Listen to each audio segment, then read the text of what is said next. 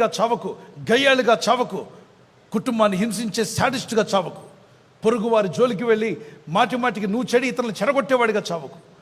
మారు మనసు పొంది భక్తిపరుడుగా మారి జీవించిన కొంతకాలమైన దేవుని ఎడల భయభక్తి కలిగి జీవించు.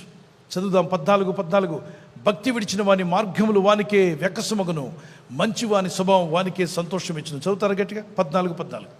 భక్తి విడిచిన వాని మార్గములు వానికే వెక్కసమగును, మంచి వాని స్వభావము వానికే సంతోషం ఇచ్చును. ఇప్పుడు నేను అడుగుతున్నాను, ఎవరి స్వభావం సంతోషం ఇస్తుంది? మంచి వాని స్వభావం. మనం మంచిగా బతికితే మన స్వభావం ఎలా ఉంటుంది? గట్టిగా చెప్పాలండి. సంతోషం ఇస్తుంది. మీరు ఎప్పుడైనా ఫ్లూట్ చూసారా? ఫ్లూట్ చూసిన వాళ్ళు చేయొద్దండి. చూడలేదా? ఫ్లూట్ చూసారా? ఇది బ్యాంబూ స్టిక్ లాంటి దాంతో తయారు చేస్తారు. రకరకాల స్టిక్లు ఉంటాయి, కర్రలు. వాటిని అడవిలో దాన్ని కట్ చేసి దాన్ని వేడి చేసి దానికి హోల్ చేస్తారు ఒకదాని తర్వాత ఒకటి. మీరు చూస్తున్నారు స్క్రీన్లో. కొని దాన్ని తీసుకొచ్చి వేడితో కాల్చి, అంటే ఇది శ్రమ కాదా? త్వరగా చెప్పాలి. శ్రమే కదా. అమ్మమ్మో నాకు శ్రమలొద్దు అన్నట్లయితే అడవిలో కర్రగా ఉండి పొయ్యిలో పెట్టుకునే కర్రలుగా కాలిపోయే ఫైర్వుడ్గా మారిపోతావు. కానీ కష్టమైన నష్టమైన ఆ వేడి ద్వారా, ఆ కష్టం ద్వారా వెళ్ళినప్పుడు అది కాల్చబడి తర్వాత అది ఒక ఫ్లూట్గా మార్చబడడానికి దాన్ని హోల్స్ చేస్తారు. ఆ తర్వాత అది అద్భుతమైనటువంటి వాయిద్యంగా మారుతుంది. దేవుని బిడ్డ, నేను ఇప్పుడేం ఫ్లూట్ ఏం వాయించట్లేదు, కానీ మీరు చూస్తున్నారు దానికి అనేక హోల్స్ వేస్తున్నాడు. శ్రమే, కష్టమే, హోల్స్ చేయబడ్డాయి. అది బాధతోనే వెళ్ళింది, ఇబ్బందితోనే వెళ్ళింది.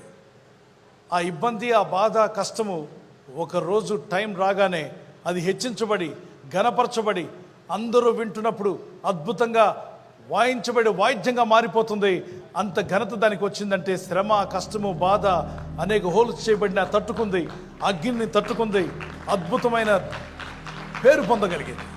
కనుక ఈరోజు నీ జీవితంలో కష్టం వచ్చిందని, బాధ వచ్చిందని, వేడిగా ఇబ్బందులుగా ఉన్నాయి నా పరిస్థితిని బాధపడుతూ దేవునికి దూరంగా వెళ్ళకు. ప్రార్థించు, ప్రభువా నీ చేతిలో సాధనంగా నన్ను చేయమన్న వారి చేతుల పైకి దేవునికి స్తోత్రం చెప్పగలరా? హల్లెలూయా.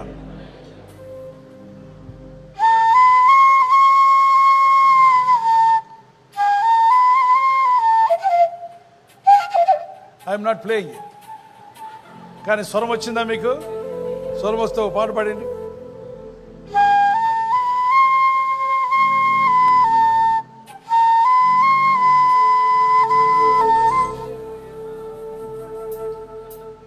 అర్థమైందా పాట?